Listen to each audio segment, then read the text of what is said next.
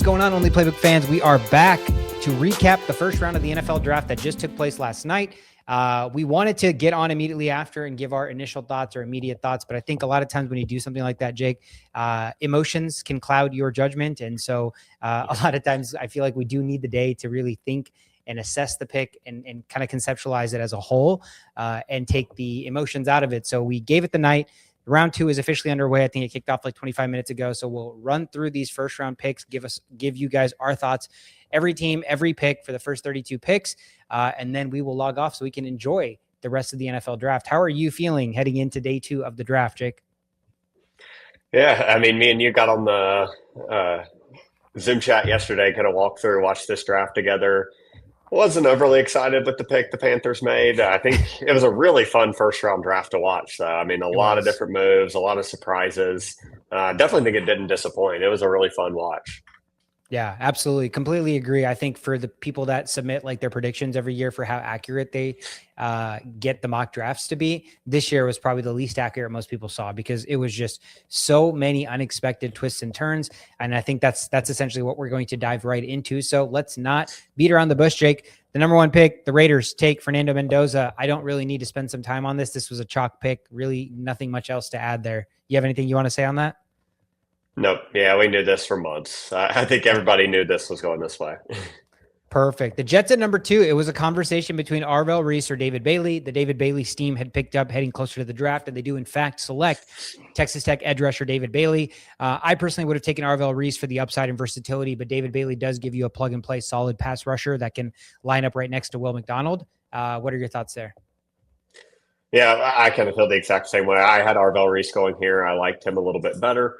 But everything that came out in the camps before said they liked David Bailey. They had made it pretty clear that was the guy that they preferred over the two. So, I think if you're getting your guy, then, I don't think that was necessarily a wrong choice. I just leaned a little bit more towards Arvell. Number 3, the Cardinals taking Jeremiyah Love, Jake. This is a head scratcher. Jeremiyah Love might be the best player in this draft, but I do not agree with this pick whatsoever. They already have James Conner. They already have Trey Benson, and they signed Tyler Algier in the offseason. Now getting a number 3 overall pick to be a running back. He's already projected to have the highest contract and highest guarantees of any running back in the NFL. $50 million guaranteed, Jake. And now the running back position as a whole for the Cardinals has $60 million in guarantees heading into 2026. Just not a great process, no matter what you think about the player. Yeah, no, I completely agree. And I feel the exact same way. I actually do have Jeremiyah Love as the top player in this class, in my personal opinion. I do not like the fit necessarily with Arizona. I think he can be a great player there. I just think they have so many holes that they needed to fill. I would have loved Arvell Reese going here. I would have been fine with even a Sonny Styles. I mean, a bit of a touch high for an off-ball linebacker. Offensive line would have been comfortable with. I just think there were so many other things they needed that, yes, Jeremiyah Love is a true blue chip prospect. I just don't really love the spot there for Arizona. I think, even part of me thinks they could have traded down and maybe got him at like 5 or 6 and let the Giants move up, and they ended up getting their guy anyway. But kind of a head scratcher. Yeah, the only thing that I can justify, and this is kind of what Mel Kiper had alluded to, is that the Cardinals have just become a very mundane and boring franchise. So they needed some sort of electricity and excitement, a culture shift, a player to kind of build around. And I think Jeremiyah Love could be that kind of guy. But again, even with all that being said, I don't love the process to get to him. Like you said, you have so many other high impact players at other positions that are bigger areas of need that they just completely ignored. So don't love the fit, do love the player, but not the best for the Arizona Cardinals. Yep. Agreed. At number 4, Carnell Tate going to the Titans. I think most people were shocked by this pick. I did not expect Carnell Tate to go here. I don't have necessarily a problem with him being the first receiver off the board. I do prefer Jordyn Tyson, as we've talked about before. I don't have a problem with him being first receiver off the board. I just did not expect this to be the route the Titans would go at pick 4. I still like the player. I think there is some good upside there. He isn't my favorite receiver in the class personally. But I didn't necessarily love the spot of taking Carnell Tate there at 4. I agree. I like the player. I think it's a tad too high for him. I also would have preferred Jordyn Tyson. And the thing with Carnell Tate is he's only ever really excelled as a true wide receiver 2. And now he's coming into Tennessee and most likely going to be their wide receiver 1. I mean, unless depending on what you think of Calvin Ridley, it is Carnell Tate's receiving room moving forward, I would imagine. And so that's the biggest thing, but we can't get mad at a team that has a young quarterback that needs weapons, that drafts a weapon. So the process does seem sound. And we talk about this all the time. It's like, oh, you got a young quarterback, get him some weapons, get him some help. And it's kind of what the Titans did. Again, do I feel like they reached a little bit on Tate before? Maybe, but it's a draft that doesn't have a ton of blue chip top end talent. So when you can kind of bolster a position that you need to also help your young quarterback, I don't absolutely hate the process there. The Giants get to sit at 5, and Arvell Reese just falls to their lap. They're arguably the best player in the draft, fell to them. Now, the issue here is Reese was projected to go this high because he was going to transition into being a pass rusher primarily, and now the Giants have a plethora of pass rushers. So Reese can basically play his natural position, which is off-ball linebacker. It's just about, do you feel like an off-ball linebacker deserves to get drafted 5th overall? With somebody with Reese's upside and potential, I don't hate it at all. And I think, again, this is a BPA situation for the Giants who don't need pass rush, but when you have somebody like this fall in your lap, you kind of have to take it. So I don't hate the fit. I don't hate the player at all. I love the player. So I'm happy with the way the Giants went about doing this. They could have absolutely been like, we already have too many pass rushers. Let's go ahead and pass on Reese and take another receiver or something. Then you're taking the second receiver on the board, things like that. But to still arguably get the best player in the draft at 5th overall, I think it's a home run for the Giants. Yep, I agree completely. I mean, it's probably one of those situations where they didn't really come into the draft thinking there was an opportunity that Arvell Reese was going to be there. And it's one of those situations where you're kind of just required to do so.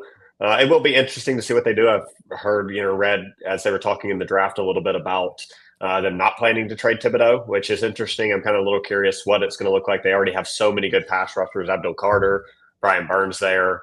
Lawrence is gone, but that's not a spot Arvell Reese is going to plug in the D tackle spot. So it'll be very interesting to see how they work with him and what he looks like. But when you have a player at that level talent sitting on the board at 5 that should have probably been the top 2 or 3 pick in the draft, you kind of just have to stick and take the best player available. So can't fault them at all. I think it's a great pick. Just will be interesting to see how it gets played out when he's on the field for them.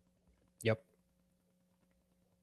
So at 6, Kansas City traded up to get Mansoor Delane. I think both of us were a little bit shocked about this, that Kansas City moved up. Not that I think he wasn't worthy of being picked in that range. I just felt they could definitely have got him at 9. I mean, maybe they were getting intel from another place that he was not going to be available at 9. That's kind of how I'm putting this together, that this made sense to trade up. So, I do like the pick. They obviously need corner. They just traded away 2 of them. So they're in a huge need of corner. I think he is the best corner in the class. I was just a little bit more confused on what the trade-up method was there, why they felt they needed to go up to 6 for him. I felt pretty confident from everything I'd seen he was going to be on the board at 9, but they may know more than I did.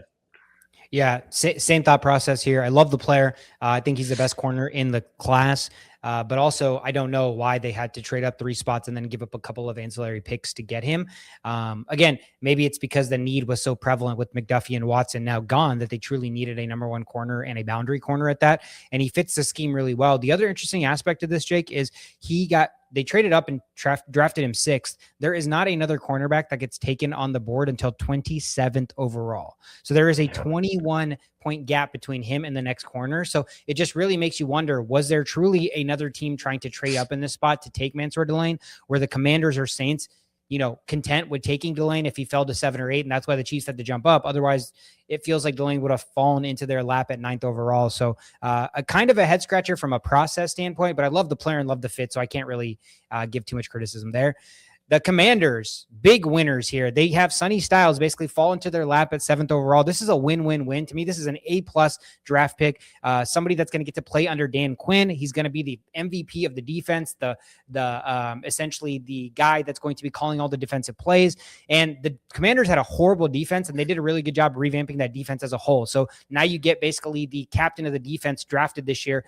He's going to be an automatic stud in that defense and just in the NFL as a whole, getting comp to Fred Warner. Obviously really, really lofty comparisons, but Styles is that good of a player. So I think the Commanders had an absolute home run with a really, really good player just falling into their lap. Yeah, I absolutely agree. I did not expect him to be on the board still at 7. So I think this is a home run for them. This is one where they were sprinting up there to get this pick in. I think best case scenario, they definitely still have a lot of other needs. Hopefully can address those through the next couple of rounds. But I think this is a home run pick for them. Yep. This next one's pretty painful for me. As we both talked about yesterday, Jordyn Tyson going to the Saints was a nightmare scenario for me to see a player that I love, a receiver that I really wanted to have the ability to pull for, that now has to become an enemy just because he's with the Saints. Still want him to have a great career. I think he's an unbelievable player, but was a nightmare to have to see him go to the Saints today. I think unbelievable value pick there for them to get an elite receiver to put alongside Olave. I think both of them will pair really well together. May hurt my Olave fantasy stock in my dynasty league, so not too excited about that. But great pick for them, I think. I think he's going to be phenomenal if he stays healthy. Yeah, that's the biggest thing you hit right there is obviously Tyler Shuck seems like the real deal. They are trying to surround him with weapons and really build around him. But now you have two really, really good receivers. Olave is a stud. And obviously we both love Jordyn Tyson, but both of them come with injury concerns, right? Olave has been a concussion guy in the past. And obviously Jordyn Tyson has had a plethora of injuries in college. So durability is going to be the biggest question for them. But if both of them are on the field, that offense is going to be scary. And I feel bad for your Panthers a little bit there. Yeah. Tough. The Browns, who traded back with the Chiefs, they were at the 6th spot, so they traded down 3 spots, and they still get the offensive lineman that it seems like they wanted because all the offensive linemen are on the board. And rather than go for Mauigoa, who was the consensus #1 offensive lineman on the board, they went Spencer Fano. He also plays tackle. They said they could potentially shift him to guard, so he has a versatility. He's a good overall player, and we know that right now the Browns need to protect Shedeur Sanders. They need to get him weapons, and they need to protect him. So they went the route of protecting him first. I can't hate on the pick. Fano is just as good, in my opinion, as Mauigoa, so I think it's a good pick there. Yeah, I like it. I think that we had both talked about it in our mock drafts, everything this being the biggest need. I did slightly prefer Mauigoa. I just thought he was a little bit more of a plug and play immediately. But I think Spencer Fano is a really good player as well. I think it was a really good option for them. He can plug in and play tackle immediately. So I don't hate the pick at all. I think it was a good selection there for them. And they were able to trade down to get their guy. So they got some capital. If they preferred Spencer Fano over Mauigoa, they probably felt pretty comfortable trading down, gathering some assets, still got their guy. So can't complain there. Yep. Speaking of Mauigoa, he goes right here behind them to pick 10. I was going back and forth on this. I really thought there was a chance they were going to take Caleb Downs just because of the pure value of him being on the board at 10. I don't think a lot of people expected him to fall outside of the top 10. But, I watch Bengal on YouTube as well. Huge Giants fan. Shout out to him. So, I watched his reactions to this. It does make a lot of sense in what he was saying of, they didn't necessarily feel like they needed a double dip on that side of the ball. Mauigoa is a guy that he can easily plug in and play guard for them immediately. So you're getting a starting offensive lineman that can plug in immediately, has great power, really good versatility as a player, can probably kick outside as some contracts start to expire for them. So I think it was a really smart pick. I love Caleb Downs, so I was a little bit more favoring him. But I think for what they need, it made a lot of sense. Yeah, I think that's what it comes down to, right? The NFL seems to be loving these offensive linemen that have the positional versatility. It seems like year in and year out, a lot of these guys are jumping up draft boards a lot more than we used to see. Anytime anybody was a tackle that was automatically going to be a guard in the NFL, their positional value just dropped substantially, but that doesn't seem to be the case anymore. I think the NFL is coming around on just offensive linemen as a whole needing to be really good. And so, yeah, you get Jackson Dart, somebody who is going to plug in, and if he plays tackle, great, but it seems like he's going to start off playing guard. But the biggest thing, like you talked about, is the opportunity cost of passing up on a generational safety prospect in Caleb Downs. Not only that, but you pass up on him, and then your division rival, Dallas Cowboys, trade up to the 11th spot and take Caleb Downs. So they trade up 1 spot with the Dolphins and take him 11th overall. And to me, the Dallas Cowboys are the biggest winners so far, 11 picks in, is having Caleb Downs at the 11th spot. We didn't even think he'd fall outside the top 10, let alone maybe the top 5. He was getting projected to the Giants at 5 in most mock drafts. And so, positionally, like just if you're ranking these prospects, he's maybe 1 or 2 on the board in terms of best overall pure talent in the class. And so to get him at the 11th pick for the Dallas Cowboys, I think that's an absolute home run. So to me, that's an A+. Oh yeah, I think there was one other that I'll talk about as we get a little bit further down. I think this was one of the best steals of the draft of getting Caleb Downs outside of the top 10. They didn't really have to give up a whole lot. I think it was maybe one or two fifth or fourth round picks.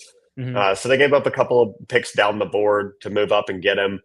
I think Caleb Downs is going to be phenomenal. I think he fits in that Dallas defense really well. They needed secondary help badly. So I think he's going to be an immediate impact player. And so at 12, this one did surprise me a little bit. Kayden Proctor going off the board to the Dolphins at 12. Not that I don't think he is a good player. I think he has great size. He has all the athleticism you would look for. I just did not expect this to be the pick, quite honestly. I think there were a lot of other positions I expected them to go with this pick. The more I thought about it, I don't necessarily hate it. He's definitely a raw prospect, but the Dolphins are not in a win now type of situation anyway. So they have all the time in the world to develop a player like Proctor. The more I think about it, I don't necessarily hate the pick. It just definitely wasn't what I expected them to do at 12, especially when they could have taken Downs at 11. Exactly that. They needed secondary help, and Caleb Downs was basically just staring at them at 11, falling into their lap. And rather than just drafting him, they traded one spot back. They let the Cowboys come up and take him, and then they took Proctor. Again, when you're taking a offensive tackle 11th or 12th overall, he's expected to potentially be like a pillar or a cornerstone of your organization, especially because they don't have a lot of young players that they can build this franchise around right now. They're kind of in a transition period, if you will. And so that's why it's a little bit tricky, because he's not a immediate plug and play, like immediately going to be a stud in the NFL. There is some developmental time that it's going to take to get him up to speed with the NFL. And so that's my biggest fear here is when you're an organization that is in salary cap hell and you have your first round pick in the 2026 draft, your first player that you can basically be like, all right, let's turn the chapter. This is going to be the first guy that we take that's going to be building for the future. You want a guy that basically this guy can step in right now and be exactly what we need him to be. And I just don't know if Proctor can be that yet. So that's the biggest, question mark I have with that. But other than that, it is just not taking Downs, not taking the easy pick that was handed to you in your lap there for Miami. And one thing I did leave off too, not to jump back too many picks, at 10, one thing I did think about that just popped back in my mind, you do have to also remember this pick was traded for Dexter Lawrence. So you have to kind of take part of that as well of you essentially traded Mauigoa for Dexter Lawrence. So you kind of have to balance that out and say how that fits into the value there with them as well. You missed out on a really good defensive tackle, but you get some offensive line help. So I forgot about that until we kind of got a little bit further down, but definitely something worth thinking about too, as you really gave up a really good defensive player in exchange for getting Mauigoa. So must think very highly of him. Absolutely. The Rams, the shocker of the draft, without a doubt. This has to be the biggest shock. At 13th overall, they go ahead and take quarterback Ty Simpson from Alabama. This is just a what the situation for me here, Jake. There's really to me, I don't care how somebody tries to spin it. This is an F. You have Matthew Stafford on the final year of his contract. Sure, you probably need a quarterback next year if he plans to retire, but you're already going into the 2027 class with a historical quarterback class that's already been talked about for over a year now, right? We've already talked about how this class is a weaker class. And again, the Rams are in a win now mode. This could be Stafford's last year. Puka Nacua is in rehab. They've talked about trading Devontae Adams. No wonder everybody projected Makai Lemon to be taken here. He was still on the board. And rather than get a player that can help you this year, they have a guy, best case scenario, he doesn't even touch the football field this year, Jake. So how does this make sense for the Rams to take at 13 when they have a 1-year window for Stafford to win another Super Bowl? Yeah, this one made no sense to me at all. Even the interviews I've seen of Sean McVay, I'm sure you've seen some of those going around. It doesn't seem like he was the most excited about this pick happening either. My biggest question, if you wanted Ty Simpson, I don't necessarily have a problem with taking Ty Simpson, but we saw so many trade downs in this draft already. There's no way that he would not have been available at 20. I think 25, he's still sitting there pretty comfortably. There becomes a point where maybe you think about the Jets jumping up for him at some point because they have Geno, but they could use a quarterback. There's some people that would jump in, but I just feel like at 13, it made no sense to take Ty Simpson here. It would have been if Ty Simpson's your guy, that's fine. You could have traded down many picks. There's still so many good players on the board. Rueben Bain, Sadiq, so many talented players that people would have come up for. So that was probably the biggest head scratcher for me. Of course, the piece of you want to contend this year. But I think if Ty Simpson's your guy and you really want him in the organization, you didn't have to do it at 13. So that was what was really the head scratcher for me. Yep. At 14, the Ravens go Vega Ioane, the guard out of Penn State. Right? Penn State? Am I thinking of that correctly? Yeah. Okay. I think this was a good pick. Honestly, I think it was a positional need for them. He also is a really good run blocker, which is an ideal situation when you're putting him with Lamar Jackson and Derrick Henry. So I actually think this was a great pick. I think it was pretty good value for where I expected him to go. I mean, in that probably 12 to 17 range was about where everyone had him going. So this is one of those that I just think made a lot of sense. Not A+ grade or anything for me, but I think a very solid pick for them where he's a guy that can plug in and play and be effective for him immediately. Yep, I agree. If you want to talk about an A+ pick, the Tampa Bay Buccaneers drafted 15th overall, and they had Rueben Bain Jr. fall into their lap, arguably the best pass rusher this draft class has. They needed, the Tampa Bay Buccaneers have needed a pass rusher for I don't even know how long. So this could not have been a better situation for them. I mean, this is a home run, a slam dunk, whatever you want to call it. I think the Buccaneers were just absolutely sprinting to the podium with this pick. And I think this pick came in immediately. So Rueben Bain to the Buccaneers to me was another absolute home run of a pick. Yeah, I completely agree. I remember you and I sitting and watching this pick, and I was telling you I was praying that this was not Rueben Bain going to Tampa Bay, and exactly what ended up happening. So, I mean, shout out to the Saints and Bucs. They both had a really good first round. Unfortunately, took two players that I really like and now have to root against. But, I mean, it's a great pick. Yep. At 16, the Jets go with Kenyon Sadiq here. So this one surprised me a little bit. I love the player. I just didn't necessarily think this was the right direction for the Jets. They already had Mason Taylor, who I thought played really well last year. Do I think he's better than Kenyon Sadiq? No, I don't. But I just thought with Makai Lemon still on the board, I felt like there was more value at other positions here. I don't hate the pick. I think he's going to be a good player. I just think that there were other options there that I would have went and probably leaned towards in that spot. Yeah, same thing for me. Makai Lemon's on the board. You need another receiver to pair with Garrett Wilson. You get another weapon, which is awesome because the offense does need weapons. And maybe you can put Mason Taylor in line, and then you can have Sadiq basically, line up in the slot or something like that.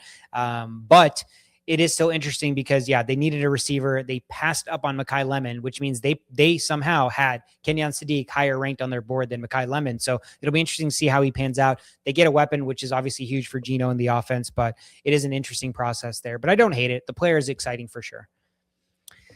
The Lions get Blake Miller at 17, another perfect fit, Jake. It's another team in my division that I hate that got a really good player, and he got a lot better, right? So you get a tackle, Penei Sewell. They've already talked about, he's the all-pro tackle that's going to move to left tackle, and Blake Miller has 54 career starts at right tackle. So basically exactly how they wanted the offseason blueprint to play out. They're like, we're going to move Sewell. We're going to hope to get a right tackle. They get Blake Miller. He falls into their lap. He is an absolute Detroit Lion type of player. So I think it's a perfect fit for them to now pair with Penei Sewell and have really, really great tackles for the next 5-10 years. All right. So your Minnesota Vikings on the clock at 18 went to Caleb Banks out of Florida. I think both of us were a little bit surprised here. We both thought this was likely going to be a safety pick. It could have been Makai Lemon at this spot. I don't necessarily dislike the pick. I know you probably like it a little bit more than me. You know your team structure a lot better than I do. Defensive tackle was clearly a need. I just wouldn't give this like an A pick necessarily just because I feel like there was some other value players still on the board that I would have preferred go to the Vikings. But, I'd love to hear your thoughts on it because this is your team here taking the pick. Yeah, I think if injuries were not a concern, Caleb Banks was the best defensive tackle prospect in the class, without a doubt. I think if injuries were not a concern, he'd be a top 10 pick. It's just the fact that I think he's broken the same foot multiple times now. And he actually also broke the foot during the pre-draft process, right? So not only last year, but also during the pre-draft process. So he continues to have injury history. Now the Vikings have sworn that they've done their medical research and all this, and it's not going to be an issue, but I always have fears drafting a player that has a tremendous amount of injury history in college football. But this is the thing, Jake, what do we talk about? The NFL loves the Kayden Proctors, the Caleb Banks, these physical specimen of people, the Kenyon Sadiqs, right? So they're unicorns is what we call them. Is there's not very many like these type of players that exist in the NFL at all. But it's just a matter of if they pan out, you're going to get a unicorn or a game wrecking havoc of a player, but there's also a world where he is out of the league in a year and a half because he just can't stay healthy. So there is a absolute fear with the pick, but when you're picking 18th overall and you're in a class that may only have 10 blue chip prospects as a whole, I don't hate taking a risk on a guy that would be a blue chip prospect had injuries not been a concern. But obviously you're passing up on guys like Makai Lemon. They do need a receiver, and Dillon Thieneman, who had been the most mocked player to the Vikings, the safety. And so those are the two things that most Viking fans are probably going to continue to think about. How does Lemon's career project out, and how does Dillon Thieneman's career project out? But if Caleb Banks becomes the player that he is supposed to be, this is an absolute steal. Yeah. Carolina Panthers, Jake, at number 19. The funny thing about this is we talked about how you and I were on Discord watching the draft together. And I think when it got to pick 14 or something like that, you started being like, how funny would it be if the Vikings took Monroe Freeling at 18th overall, and just started making that a running joke just so the Panthers would have Thieneman or Sadiq or Makai Lemon available, right? And funny enough, my team passed on Freeling. My team doesn't take any of those players that you wanted your team to take. So your team has a chance to take all of those players. They're still on the board, but they go ahead and take tackle Monroe Freeling. To me, absolute head scratcher, because they did not need a tackle. They already have tackles. They need another weapon. So Makai Lemon would have been a great fit for them. They do need safety help. So Dillon Thieneman would have been a good pick for them as well. I truly think if Kenyon Sadiq was on the board, they wouldn't have gone Freeling and they would have gone Sadiq, in my opinion. But because Sadiq got picked just a couple picks before, this is maybe where they pivoted. And maybe Makai Lemon, they just don't project. Maybe most NFL teams aren't projecting Makai Lemon as high as maybe the rest of us are, because there have been a lot of teams that have had a chance to draft Makai Lemon and they didn't. And so this just tells me that maybe the NFL was slightly lower on him than maybe the rest of us were. But this is a head scratcher of a pick for Monroe Freeling. Let's hope he pans out. Let's hope maybe you guys have a way to either shift him to guard, or one of the tackles you currently have can shift to guard. Worst case, one guy gets hurt and you have a rotation of enough tackles to, be serviceable. Yeah, exactly how I'm feeling. I mean, for me, it was really just, I liked other players on the board a lot better than Monroe Freeling. I did see a lot of stuff today that Dan Morgan was saying. Bryce Young texted him. He was very excited about the pick. He's really excited to have Monroe Freeling there. I think he is a great athlete, and I think he's going to be a good tackle. I just don't know exactly where the fit is. We just took Akheem Mesidor at 4 2 years ago. We still have Moton under contract. We have a lot of offensive linemen. And, we did have a lot of injuries there. That was kind of how I'm justifying this in my head, is we had a lot of injuries there throughout the year. So it never hurts to have some additional pieces there. It just really wasn't the guy I wanted to see in this spot. I really wanted Makai Lemon to be paired up with T-Mac and give Bryce that additional weapon. I'm not very high on Xavier Legette, as you know. So I think being able to replace him with a guy like Makai Lemon would have been huge. And I would have loved Thieneman at that pick, because we need the safety help. So, it was just a tough pick for me to have there, because I got really excited after you guys didn't take Thieneman. Thought for sure that was going to be our guy, and didn't work out that way. So, but hoping that Freeling's phenomenal for us. Yeah, absolutely. So Eagles trade up and with the Dallas Cowboys, intra-division trade to draft Makai Lemon here. I think this is a phenomenal pick for them. All the rumors are that A.J. Brown's on the move. So if that is going to end up being the case, if that ends up happening, which it seems is trending in that direction, I think this is a phenomenal pick, bringing a player that can take over that receiver slot. Is he going to be as productive as an A.J. Brown? Maybe, maybe not. But I think, you need another receiver. It's a great spot to trade up. And at 20, I think he's great value. So I think this is a really good pick for the Eagles. Yeah, Makai Lemon's a dog. I love the player. Let's not get that part twisted. The interesting thing is this situation may not be the best fit for him, because coming into the draft before he got drafted, I was saying Makai Lemon's going to be an automatic 100 catch a year guy. That is what his skill set is designed to be. But now he's getting paired with a quarterback, Jake, that is not the prototypical, 3-step drop in rhythm, find a guy and hammer him with targets short kind of guy. The Eagles offense is predicated on running the football, play action, and then deep shot plays. Like A.J. Brown and Devontae Smith, a lot of what they're catching is deep shot plays. And so you're not getting the volume that a player like Makai Lemon would warrant or necessarily desire. So that's why the system and the fit is a little bit interesting, but the player is such a dog. And I hate the fact that the Eagles basically had him kind of fall into their lap again, like they do every single year in the NFL draft. Yeah, they traded up a couple of spots, but still a lot of teams continue to pass up on Makai Lemon for whatever reason. And he is an absolute dog. So I love the player. The Eagles obviously trading AJ Brown. They do need another receiver. I just don't know that his skill set matches with Jalen Hurts the best, but time will tell. The Steelers. This is hilarious. The Steelers actually had Makai Lemon on the phone saying that they were ready to take him. Middle of the call, he's like, why are the Eagles calling me?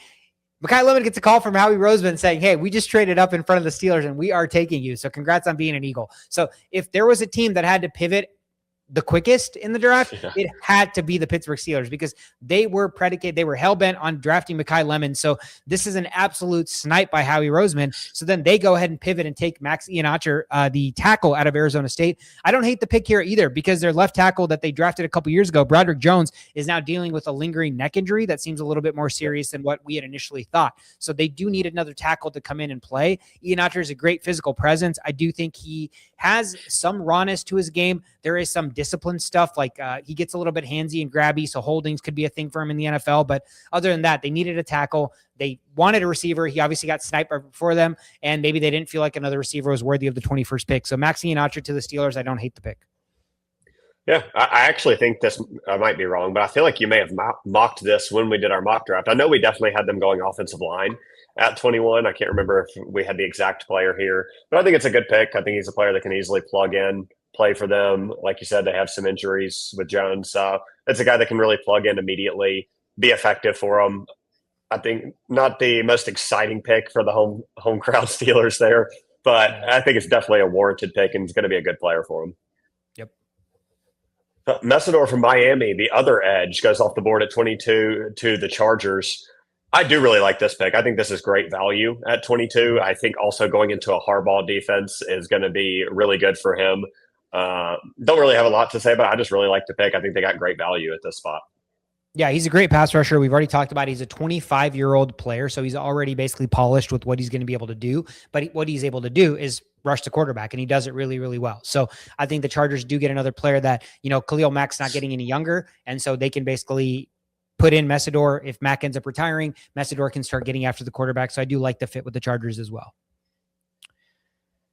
Number 23, the Dallas Cowboys. They traded back from 20 to 23, and they take Malachi Lawrence, edge rusher out of University of Central Florida, which is absolutely crazy. Daniel Jeremiah in his most recent mock had them taking Malachi Lawrence with the 20th overall pick. So he went ahead and predicted this absolutely correctly. And Malachi Lawrence is a late riser in the draft process too. I think for a while we weren't seeing him in the first round. And after the pro day and everything, he started rising up rankings. He is just strictly a pass rusher though, right? So he is primarily a pass rusher. He's not going to do much on the run stopping situation. So he's truly going to be like a second and third down type of player, but that's kind of what the Cowboys need right now. The way I looked at him, his comp was actually Jonathan Gennard, the edge for the Vikings. Awesome pass rusher. Notoriously top 10 in the NFL in pass rush win rate. So this is exactly what you kind of expect from Malachi Lawrence. But again, he is a niche player, right? At 23 overall, you're not getting a guy that's going to be a true 3-down player. He's most likely not going to be on the field during run defense plays. It's mostly just going to be to get after the quarterback, but getting after the quarterback is something he's good at. So I don't hate it for the Dallas Cowboys at 23. Yep. Yeah, I felt the exact same way. I think he's a really good edge rusher. Obviously, Parsons not there anymore. They needed somebody to come off the edge, create pressure for them. The Dallas defense has been horrible.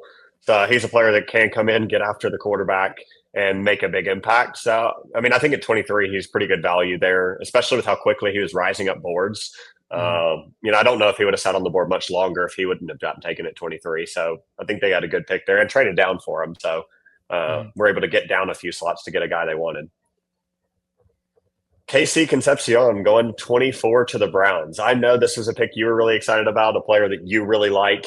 I do like the pick. I question the Cleveland fit just because Cleveland historically hasn't had the best pass offense. They've not been the most effective there, but they had already gone up and got their offensive lineman, so they weren't really going to draft another one. They did need a receiver here. For me personally, I just feel like Denzel Boston or Cooper could have been maybe a better fit in that system for the Browns. Hey, real quick, let me interrupt that thought right there. Guess who took Denzel Boston with the 39th pick in the second round? The Cleveland Browns. So they got both of them. There we go. Okay, so they ended up getting the guy, but yeah, I still think it's really good value. I mean, we both had him projected to go in the first round. I think he's going to be a really good player. Got a pretty niche area that he's going to fit, but I think is going to be a really good player and gives Shador, if it's Shador at quarterback, who knows who they're going to roll out there, but whoever ends up playing quarterback for them is going to have a good option with him. But Jerry Jeudy already has some drop issues. Concepcion also has a little bit of drop issues. So that part doesn't get too exciting for me, but I think he's a really good player. So I don't hate the pick at all. Yeah, also brings tremendous amount of value punt returning. He's one of the best punt returners in the nation last year. So that should also help their special teams be a little bit more exciting and maybe give them a little bit better field position for that offense to operate. Yep.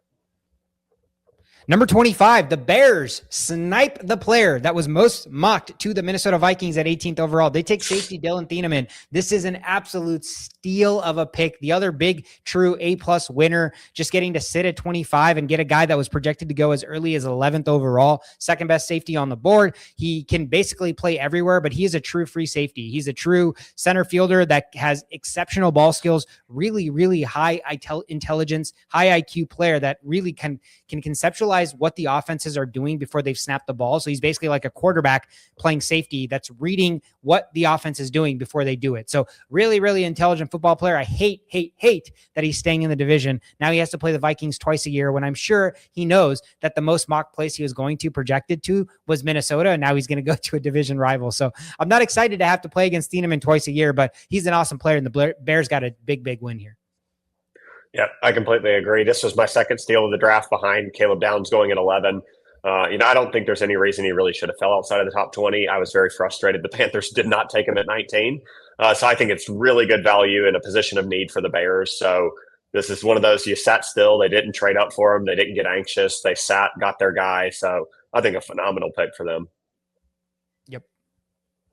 Rutledge, the guard out of Georgia Tech, going at 26. I think this is a good pick for them. I mean, offensive line had already been hammered pretty hard in this class. Lomu was still sitting there, but they were preferring guard over tackle in this spot, so can understand that completely. Their defense is phenomenal. They didn't really have any need to draft on the defensive side of the ball. Where they need the most help is protecting C.J. Stroud. So I think this makes a lot of sense. They did trade up into this spot, right? I think they were down a few spots and they traded up here. Am I right? Yeah, 28 to 26. Yeah, just jumped up 2 spots. Yeah. So, I mean, I think it was pretty smart to go up, get a player that you feel can really fit. So I think it's a good pick. Yeah, he should immediately come in and play guard for them in day one. And he fits kind of what they were looking to do. You know, the early season struggles with the Texans and their offense were the way they were scheming up plays and trying to rely on CJ Stroud more. Second half of the year, they started running the ball more duo concepts, downhill running concepts. And that's where Keylan Rutledge really excels. He's a great run blocker. He's a bruiser. He's kind of that like old school physical type of guard player that, every NFL team would probably want to have on their offensive line. So I think this fits exactly what Houston wants and needs. And this is going to help take a lot of pressure off CJ Stroud. So I like the pick there as well. 27, the Miami Dolphins, their second first-round pick, they go ahead and take Chris Johnson, cornerback out of San Diego State. He's the second cornerback off the board. Again, we talked about Mansoor Delane went 6th overall. There was a 21 spot gap before the second cornerback went off the board. Pretty interesting considering there are some other cornerbacks on the board that I personally preferred to Chris Johnson, but I think this is where schematically fitting is much more important than just singularly isolating what the player's skill set is. So I think this is a cornerback that is really, really good at playing off zone coverage. This is exactly what the Miami Dolphins like to run. And so I think this is an important scheme fit, if you will, because if they were looking for a true press coverage or press corner, this would not be the guy that they would take. But because they're looking for somebody that's going to be able to be covering the zone a lot more than playing press man coverage, I think Chris Johnson is a good fit for the team. Again, the Miami Dolphins have so many holes to fill. They're completely rebuilding. So I can't knock a pick unless they, somehow took like a running back or something with already having Devon Achane. Other than that, every single position was a position that they needed. Yeah, I feel the same way. I think he's going to be a really good player for him. I think he is a good player and he fits their scheme very well. I'm kind of happy they went with the secondary after passing on Caleb Downs. They did need to address it. So I think they did a good job of coming back. I mean, they got Proctor that they liked, then they came back and get a defensive back that they felt really fit their system. Like you said, I do think there are some corners I prefer, but I think for their scheme, he's going to be a really good fit, and I think he's going to be a good player. So I like the pick. Yep. 28, the Patriots trade up and draft the other Utah tackle, Caleb Lomu here. I really like this pick. The Patriots already drafted offensive line recently, so, I was a little bit surprised they were trading. I kind of thought this may be a defensive lineman. They could have went a couple different areas with this. But I think he's a good player. I think it's really good value at 28. So I really can't knock the pick because I just think the value is there with all the tackles that have gone off the board, there definitely wasn't anybody better, in my opinion, on the board left. Yeah, it'll be interesting to see where, Will Campbell is the guy that they drafted 3rd overall. And I think the whole thing was his arms are historically short. So is he going to slot in and play guard instead? Well, he's been playing tackle. So is there a world where now that they have Lomu, they're like, hey, Will, you can shift in and play guard if you really wanted. That's your true position, and that's maybe where you would excel the most. So they can put together the best 5 to go out there. Or it could be a situation where Morgan Moses is getting a lot older, so they just have insurance for Morgan Moses for whenever he inevitably retires or starts getting injured a little bit more. So anytime you're picking a guy in the trenches, especially for a team like the Patriots under a guy like Mike Vrabel, who, again, who knows if he'll still be the head coach given everything that's been going on. But I don't hate the positional fit either. And obviously we talked about how many offensive tackles had already gone off the board up until this point. So he was just the next best available. So I don't dislike the pick. The Chiefs, 29th overall, they take the 2nd defensive tackle in the 1st round, Peter Woods from Clemson. He really, really helps in that attacking front play right next to Chris Jones, another mammoth of a man. So it takes a lot of pressure off a guy like Peter Woods, where Chris Jones is going to constantly, have double teams and things like that. And the way the offensive line blocks and protects is going to be basically predicated around where is Chris Jones. So that's just going to allow Peter Woods to basically be free. He's a good pass rusher. He's good at stopping the run. I just think he helps fortify that defensive line. So I don't hate it. The Chiefs going both defensive side of the ball with Mansoor Delane and Peter Woods. So I guess they're like, if we have Mahomes, we don't care who he's throwing to. We just need to fortify that defense. Yeah. This is a pick I really like. I mean, Peter Woods is a guy that, if you were looking at early mock drafts when the season first started, was a pretty consensus top 10 player in most people's mind before the season started. Obviously, had a little bit more of a shaky year, so he dropped down boards a little bit. There were some other players that kind of jumped him. But I think that it's a really good value pick for the player that he could be, and I think plugging him into that defense, being able to work with the other players, like you said, on that Chiefs defense, is going to make him a lot better of a player. So I think at 29, this was really good value for him. 30, the Jets move back up and take Omar Cooper Jr. This pick I actually really like. So the other 2 Jets picks, I preferred other players here. But my complaint with them not taking a receiver at 16, they addressed that complaint and they trade right back up at 30 and go get a receiver. I think Omar Cooper Jr. is going to be a really good player. So going to be really dependent on what Geno can do, of course, but quarterback's probably something that's coming for them in the next couple of drafts. So I think this is a player that was definitely worth the pick and probably a 1st-round talent. So and they just liked him over Denzel Boston. I could go either way, but I think he does fit pretty well beside Garrett Wilson as well. Yeah, it's interesting because we were talking about how they could take one of these receivers at 16. Well, they're traded back up to 30th, and Boston and Cooper were still available. So they probably actually had a really good process here where they didn't have to overbuy on these players, knowing that there was a chance that they would still be there at the end of the 1st round. And when they saw that there was these players still available at the end of the 1st round, they're like, hey, let's just get back up into the 1st round and take one of these players. So yep, absolutely love it. You pair him with Garrett Wilson. You already got Kenyon Sadiq earlier in the draft. So now you have a lot of weapons for Geno. Should make the offense a little bit more viable, help Breece Hall open up some running lanes as well with some more weapons around the perimeter. So I like it for the Jets. The Titans at the 31st overall pick, they take edge rusher Keldrick Falk, who projects to be more of a inside pass rusher. He hasn't really honed in on his pass rushing skills, but he's only 20 years old, so still really raw. But what's awesome about him is he's a great run defender. So he already has all of the elite strength and playability to play inside and stop the run. It's just about being 20 and fortifying and honing in on those pass rushing skills. And if he is able to do that, this is an absolute steal at 31 for the Tennessee Titans. Yeah, I know when we did our mock draft, I took him quite a bit higher than this. I really didn't expect him to be on the board still at this point. I expected he was actually going to go above Peter Woods. So, obviously a slightly different position. I mean, Folk can kind of slide in and play some of those roles as well. But, I do think it's a really good pick at 31. You get him on the tail end of the draft, right at tail end of the first round. So I think they got really good value at taking him that late. Then 32, the Seahawks taking Jadarian Price. So we had talked about this as they were on the clock as a possibility. Obviously, Kenneth Walker no longer being there is very impactful for this pick. I think that's really the driver behind this. Is Charbonnet is the only guy really expected to get reps there. Price will be a good fit, I think, for them. I think a little bit of shock that he went here, not because they don't need the position. So the positional draft made sense to me. It was more so I just really didn't have him graded as a first-round prospect, I think. But, again, they probably weren't going to be picking for a very long time, and he probably would not have been on the board if they would have waited until 64 for him to come back around. So if you needed a running back, I do think he's the second best in the class. So I think it was the right pick to go ahead and take him if he's your guy. And clearly they don't have a lot of holes. They're the defending Super Bowl champions. So you go and get the thing that you need, and I think he'll be a good player for him.